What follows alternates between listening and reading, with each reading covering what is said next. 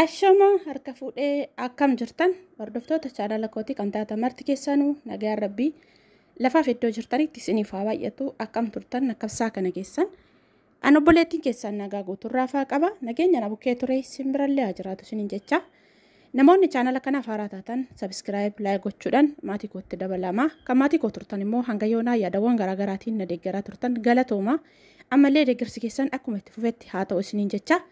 Egaa obboleewwan koo akkuma jalqabarratti viidiyoo gabaabduu tana argitanii micayyoon kuni kaleessamoo kan miidiyaa argee jechuudha. Kan micayyoo kana viidiyoo waraabdee gadhiistee afaan lama dubbatte jalqabaa gadi baasanii gatanii warri isheen bira hojjettu jette takka turtee mootu ijoolleetu bahi jedheeni baasanii gate achumaan immoo mangadarratti gatanii biraa deemanii warra mana xalabaati bayi jedheeni baasantu gatee jette. Micayyoo kana laalee ka'ee maalan irraa dubbachuu barbaade beektanii ijoollee baay'een jechuudha gaafa haaraa taanee biyyarraa dhufnu jechuudha. Wanti hundumtuu akka gola haadha keenya akka biyya keenya akka hin taane beekamaadha eenyumtuu haaraa nuti ta'a jechuudha. Dhufnee amma ji'a ja'a amma waggaa already akkas waggaa fi wanti egeenyutti wanti hundumtuu haaraa nuti ta'a amma afaan barannee hunda isaatti barannutti jechuudha. Garuu ijoollee baay'ee maal filatu gizee sana gizee haalli hundumtuu bitaa itti galu badanii ba'u hin bannaa jedhu ijoollee baay'een alarra hojjechuu jechuudha. Angaruu asirratti wanti nani yeroo baay'ee dubbadhu jechuudha. Wanti ijoollee baay'eellee dhowwaa ture. Ofii koo kanan bahee alarra hojjedhu miti ijoollee baay'ee kanan dhowwaa ture jechuudha. Micayyoo wayii maal gooti akkuma kana badii bayii jedhaniini. Kaza baddee baati gaafa baddee baatu kana maal gooti birrii 150 kaffalte birrii biyya kana birrii bahaarini dinaara 150 mucaa akka taaksiiti jechuudha kan dhufee ishee fuudhee birrii 150 kaffalte achi kaateeoo duraan gaafa bahi jedhaniinitti mana kireeffannee teenyaa akkasitti hojii naffiidha birrii 180 birrii 200 hojjettaa bahi jedhaniini baasan. Kaza baatee gaafa isheen dhaqxee bultii 3 bultii 4 maal ta'u mana kiraa amma kana kaffalaa birrii amma kana fidii gatii nyaataatti amma kana fidii gatiitti waan hunda hojjennu birrii kaa walitti qufidaniit ittiin qallaba bitatu ka maaliif gaafa mana xalabaa yookaan mana kontiraataa jirtanii kan abbaa tokkoo nyaattanii birrii keessan bichaadha wanti isin irra eeggattanii kan saamunaa shaamboo maalii waan hundumtu isaayyoo kan nama biraati gaafa alatti kottu jedhaniin sana garuu birrii 250 mitiiti mee 250 osoo hojjetteeyyuu ji'atti birrii meeqa akka baastu maaliif jennaanii isumaan iyyuu immoo ijoolleen bahariin keessa jiranii an birrii 280 dhan suni soba ijoollee baay'een akkaataa itti tooftaa ijoollee mana xalabaati baasanii malee soba awwaan akka sana akka soba ta'e jalqabuma jechuudha akka biyya kana dhufeen ijoollee baay'een gaafa akkana ni badu na kadhatanii dadhaban maal godhanii bilookii na godhan jechuudha ijoollee baay'een jechuudha. Kanaaf micayyoon tun gaafa bultii sadaffaa walii galuu dadhabanii maal gootii wanti hundumtuu gaafa itti ta'ee tooniyyuu hundumti isaayyuu yaadatti ta'u dhiistee achi baatee uffata ishee fudhatteellee isaan biratti gattee isaan biraa baddee dhuftee eessa jirti. Balbala namaaf hundura teessee boosi gaafa isheen boossu namni dhufanii akkuma kun micayyoo kana amma isheenii osoo ishin teessee boossuun argee jette kana ani dhugaa barumsa isiniif haa ta'u fananii karraa dubbataa jiru jechuudha. Gaafa akkasitti gaafatanii gadi na ari'anii jetteellaa garuu ofii baddee baate. Kaza gaafa lakkoofsa mana warra sanaa itti himtee bilbilanii gaafatanii uffata guurrattee baddee baatee jedhaniin. Kaza isaan iyyuu barbaada turre deemnee ejensiitti himataa turre jedhaniin. Biiroo irraa fidanitti himatanii turan deemanii hima akka isheen baddee jechuudha.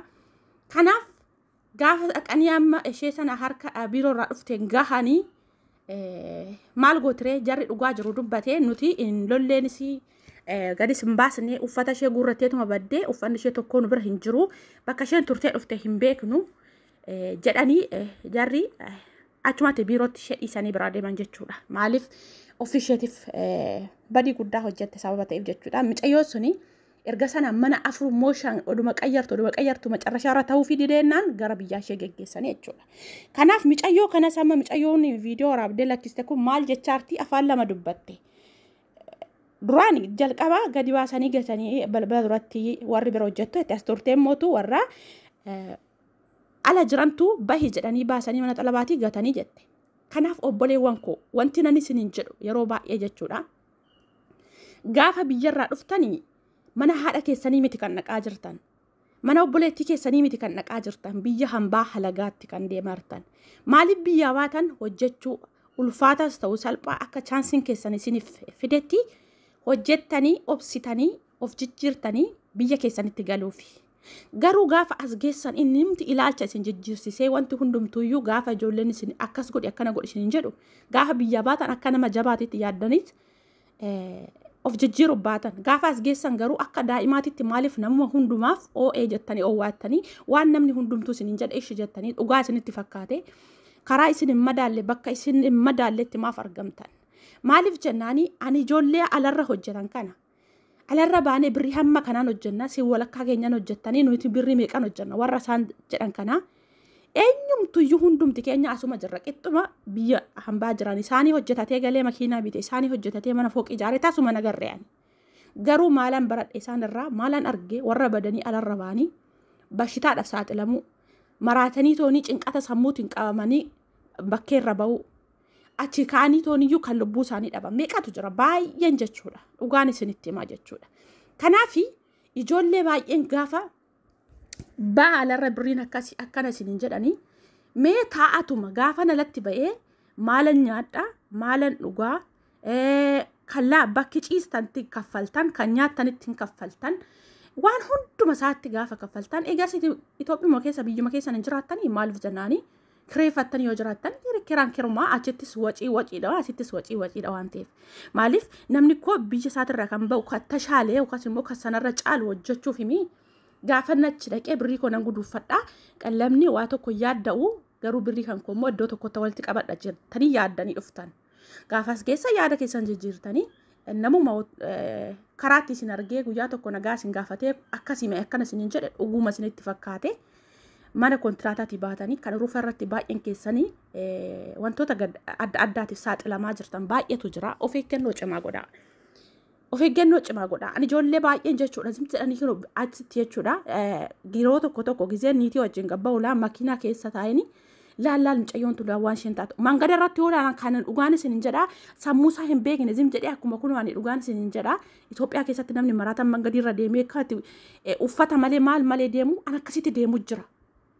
Qubatti qabanii natti agarsiisu gizee san hammam takka haamileen kun caba dhugaa rabbi. Kanaaf warroonni akkasiisuni akkuma kanatti haala salphaatti fakkaatee ba'aniit gaafa bakkee irratti of argan immoo wanti hundumtuu giraatti galee waan godhu wallaalanii tooni gaaf sana maal ta'u cinqata sammuutiin dhukkuba sammuu dhukkubsatanii kan lubbuu isaanii dhaban kan biyyatti galan meeqatu jira. Kanaaf of eeggannoo cimaa godhaa. Wannumti hundumtuu dhugaa isinitti fakkaatina. Si jammar maaliif isin sammuun keessan isin ajaju? Maaliif gaafa biyyaa baatanii abalu deemi akkas ta'e akkana ta'e isiniin jedhee miti itti yaaddaniitu waan si baasu jiraattanis duutanis of jijjiirree galla jettanii baatan gaafa as geessan garuu maaliif abbumti barbaade akka barbaadetti akkas godhi akkana isiniin jedhee ajaja namaatiin maaf deemtu. Kanaaf ani ijoolleen akkasitti mangadarra jiran kun jechuudha amma duraan illee baay'ee tokko rifadha ogguun akkasitti ijoollee bo'an arge jechuudha amma mucayyoon kun beelofteerti in agartan binaan itti kennitee ishee sanayyuu viidiyoo waraabdi ani maal akka isheen itti kennite hin beeku. Kanaaf hammam takka yoo hammaatan illee jechuudha hammam takka amma seerri dhufee toonii jechuudha namni keessattuu seeraan dhuftan namni paaspoortii of harkaa qabdan namni karaa seeratiin dhuftanii jarichi hammam takka yoo hammaatte illee jechuudha lubbuu isin hin baasan keessattuu biyya kana keessatti lubbuu nama hin baasan maaliif isin jedha beektu ijoollee meeqatu ijoolleen jaraa yookaan daa'imni jaraa harkatti du'ee osoo waa takka hin godhin adoo akkanatti hin reebin qabanii harka seeraa geessan sirriitti seera sodaatan biyya nan jiru bahariinii kana keessatti jechuudha warri biyya kana keessa jiraatan sirriitti seera isaanii baay'ee sodaatu jechuudha. Kanaaf mana kontiraatarra kan caalu hin jiru isinitti fakkaatete malee jechuudha.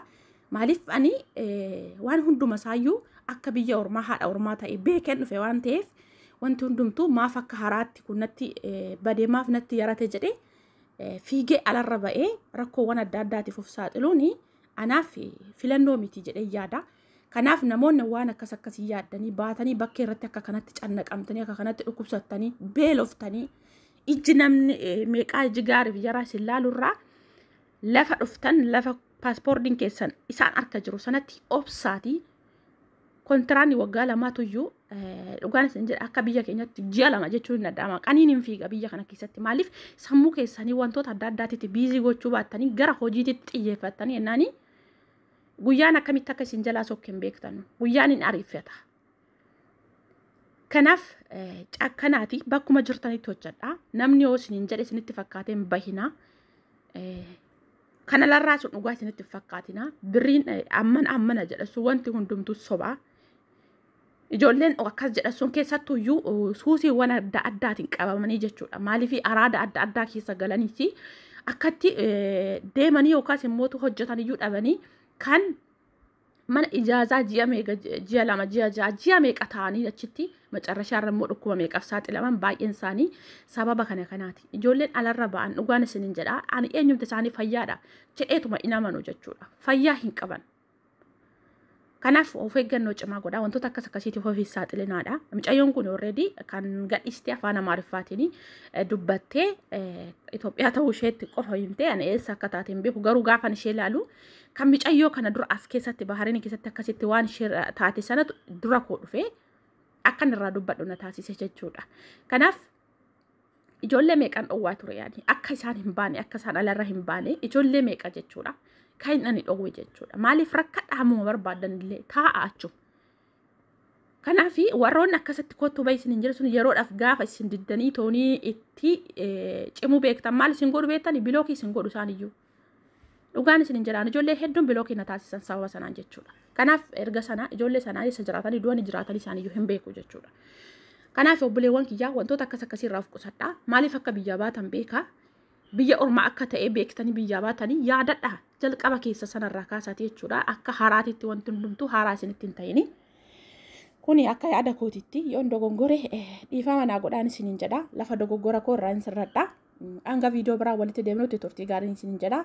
Egaa obboleettii keenya kana immoo Waaqayyo ishee gargaaru kallattii kamiinuyyuu ta'e karaa isaan jedhan kanaanis baddee baatee akkasumas immootu jarris immoo dhuguma gadi baasanii gatanii Waaqayyo ishee gargaaru maalumaaf Dubaay keessatti jechaa jiranii kan isheen mangala irratti argamte karma hundumaaniyyuu Waaqayyo gaariitti ishee dhafaa jijjiiru wanti godhamu hin jiru jechuudha. Maaliif dogoggorri jalqabarraayi ammootu dhuguma yoo immoo jarri sunis gada ari'aniiti dhugumatti namatu isaantu warra hojjiisiisantu gada ari'e ta'e eessumattuyyuu paaspoortii qabdi taananii